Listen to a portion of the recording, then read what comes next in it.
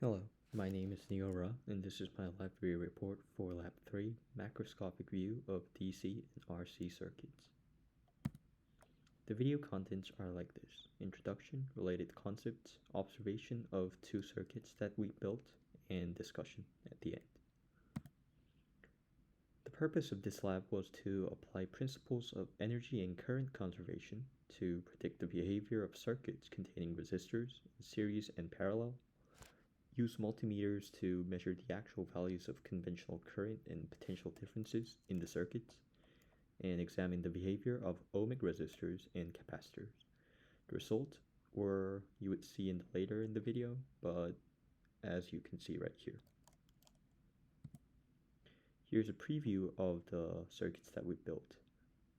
The left one is the DC or series circuits, and the right one is the RC circuit.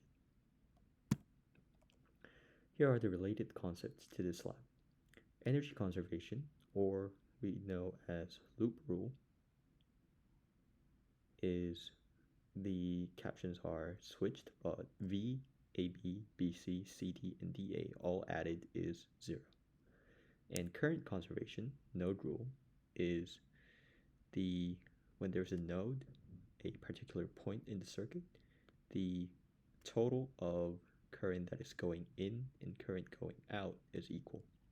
And finally, the Ohm's law is that voltage equals current times resistance. The experiment system consisted of the circuit, batteries, resistors, capacitors, bulbs, meters, and wires. The surroundings were everything else. Assumptions. Ideal state of components were assumed, like constant voltage of batteries, wire resistance being negligible, ohmic resistors, and etc. The initial conditions, as you can see. The series circuit, the batteries were always connected, and they were charged until it reached a steady state. RC circuit, batteries were initially connected and then soon removed after charging fully, and then the capacitors were let to discharge.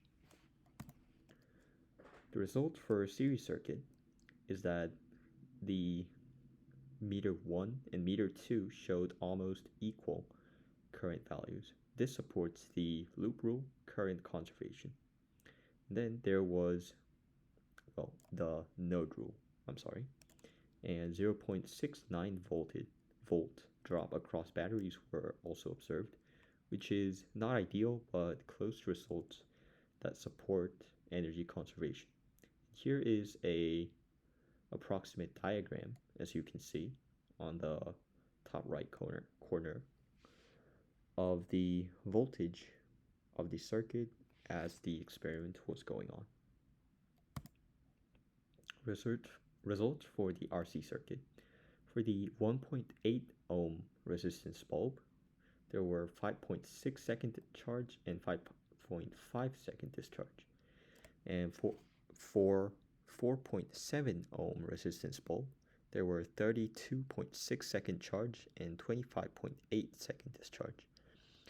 Theoretically, the seconds for charge and discharge must be equal. However, there were little errors, but most of the results were acceptable.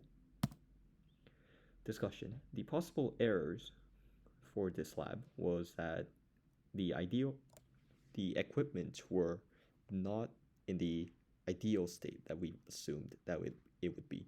For example, the wires had minuscule amounts of resistance, and other equipment were not exactly ideal states too. And then the circuit might have been assembled incorrectly, and when measuring the time for charge and discharge, human error could have taken place. Question. What if you charged a capacitor with no resistor in the circuit? How quickly would our ideal model predict the capacitor to reach full charge? Would this prediction happen in real life? Use an ammeter to measure how long it takes to charge the capacitor when connected directly to the battery, and discuss why the measured time is different from the predicted time.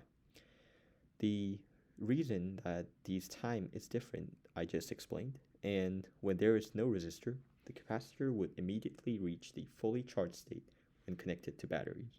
However, this is impossible in real life, where wires and ammeter possess minute amounts of resistance, therefore total resistance is not zero. Conclusion: successfully demonstrated energy and current preservation in circuits and discovered the trends of capacitor when it's being charged. Thank you.